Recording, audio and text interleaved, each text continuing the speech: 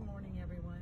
This is Stacy, and we're walking in my shoes, loving my bedroom this morning. This is a recorded version, so please be aware it's recorded. I pushed things back because I had to have some lab work done, and they just called and said, oh, we need more blood. So now you're getting the recorded version. And yesterday, as we were talking, we talked about how to engage when they're disengaged. And so we're going to talk a little more about communication. That was something that I said we'd talk about. So we're going to talk about communicating and where to start and how to start. And I have Carl in here, so he's going to put his 2 cents worth in because he does so well. So we talked about being disengaged and how they get disengaged and get stuck in their head and get in a place. But we also get disengaged. We get disengaged because life gets in the way, and so that emotion is gone. And to be able to communicate effectively, you've got to have some form of emotion. There has to be an emotional connection. And it may not be that either one of you can feel it immediately because you've gotten so used to not feeling it that somebody has to make that first step. And so when you let all that garbage go that's in your head, where you're no longer disconnecting yourself, and you're like, you know what, I love him. There's a reason that I'm here. There's a reason that we do this. I love him, and I am gonna start to engage. Just do the same thing we've done. We feel disengaged. Don't put the camera on me. I'm driving. Just do the same thing. Whenever we felt disengaged, hey, hon, I want to go to the beach. And that's not me saying it, that's her. Or find where you first kissed, or find that first happy memory. Find something. I mean, you have that. You've had it. It's not going to go away. You can try to hide it. You can try to freaking ignore it. It's there. Yeah, because you have to it's almost like you have to disconnect from life to reconnect to each other. And you have to let all of this nonsense go because it builds up and builds up. And y'all know I'm a volcano. I have said it a million times, and we'll probably continue to say it, even though Carl wishes I wouldn't be a volcano. But I just let things build and build and build till they explode, and that's never effective in our communication. No, it's not. But when she is that volcano, I feel like the sacrifice half the time that's jumping into that volcano and keeping it from erupting again. And so because you're not communicating, you get to this point. So sometimes you just have to disconnect to reconnect. So start small. Remember, we talked about being overwhelmed, and you're overwhelmed and they're overwhelmed. And so, there's this list of things you want to connect on and things you want to get them engaged in and stuff you want everybody to do. And so we tend to vomit that list. Not just vomit that list. Remember the baby steps. Take the baby steps on that list and start one thing at a time. Start with one thing, and he's right, one thing at a time.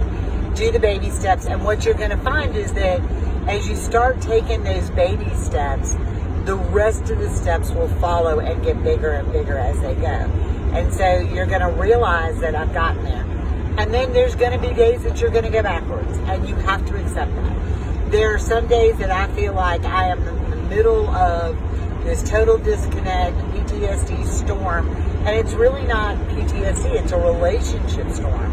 Because we tend to enable both parties PTSD and make it the cause of our relationship problems, when most of the time it is our relationship that is having the problems. Hold on. When some of us have a PTSD moment where we have a trigger that hits us,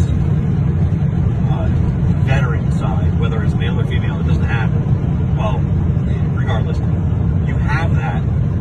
You're going to disconnect from everything. Emotionally, physically, you're just going to disconnect. And sometimes it takes that loving spouse or that loving, supporter, or whatever you want to call them, to try to get them to re-engage in a different way.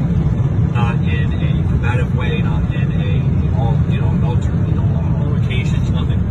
Find a way to reconnect. And not an ultimatum. I think when you do ultimatums, that just pushes further. Yeah, it does. It pushes further, and it's like... It turns into a tit for tat. Well, fine, if you're going to do this, then I'm going to fucking do that. If you're going to do this, then I'm going to fucking do that. And now you're acting like a bunch bunch of 5-year-olds, not like grown-ass people. And it's huge. And ultimatums are huge. And, you know, we talk about, I think the other thing, and this was going to be tomorrow's topic, is we're going to talk about treatments, medications, drugs. We tend to, as a society, buy into the let's give you the pill to make everything feel better. And a lot of times their treatment is not pill-based, because you find that we go to one and that's not working, so we go to the next, and we're going to really delve into a lot more of that tomorrow in where you go. But forcing them to get treatment is never a good option. Forcing them to try to engage in something is never a good option. Do you want them to get help? Absolutely. Do you want them to get treatment? Absolutely. For whatever works for them. But forcing them just means that they're taking up a space in the seat and they're not engaging in that. So to have good communication, you have to engage. To have good therapy, you have to engage. To have good sex, you have to engage. Really? Good sex to engage? You do, hon. Oh, thank God, not my ex-wife. She was a dead freaking fish. Look, there's helicopters. Yay. So, hello. I'm not talking about baby No, helicopters. that's Chinook down. Is that twin Chinooks? Those twin Chinooks are looking for drugs. No, they're training. So you go through these periods. I'm sorry, we're riding and we're bouncing. So you go through these periods of disconnect. So it starts small. And like I said to y'all yesterday, some of the small stuff is being in their world so they feel comfortable. So it may be that you're watching Transformers for the 100th time and sitting there till they learn some comfort, or they play video games to kind of clear their head, for you to be in that space, not be in their face in that space, but just in that space with them. You know, like, again, we're going back to get more blood, and it's not that I can't go get blood by myself. It's that he knows that it's comforting for him to go with me and be that support. Also know it's comforting for you, for me to go with you. Right, that's what I meant. It is comforting for me if he's present. And so he does that. But that is just where you learn this comfort level, and you learn to re-engage in the little things. So when you've got your list of all these things that are driving you nuts, don't start with some major, massive deal. Like Cross's baby steps. It's one thing at a time. You know, this guy probably cooks 80% or more of the food that we eat in our house, of the meals that we eat. Come on. And he does probably 80% of those. And he does them because he loves me. Oversized load. Can we put that on my ex-wife? Honey. Well, I'm trying to work on my empathy, but I have none for her. And I will tell you this, y'all. They can develop empathy. That's a whole new thing. And it makes me very excited because Carl works on his empathy a lot. Bullshit. Especially when it comes to me. Oh, I'm sorry, I'm coughing. Especially when it comes to me. When it comes to you, yeah. Yeah. When it comes to me. Not anyone else, really. Exactly. So you can do these things, and you can have a great, productive life by learning the little things. It's all about the baby steps and the little victories.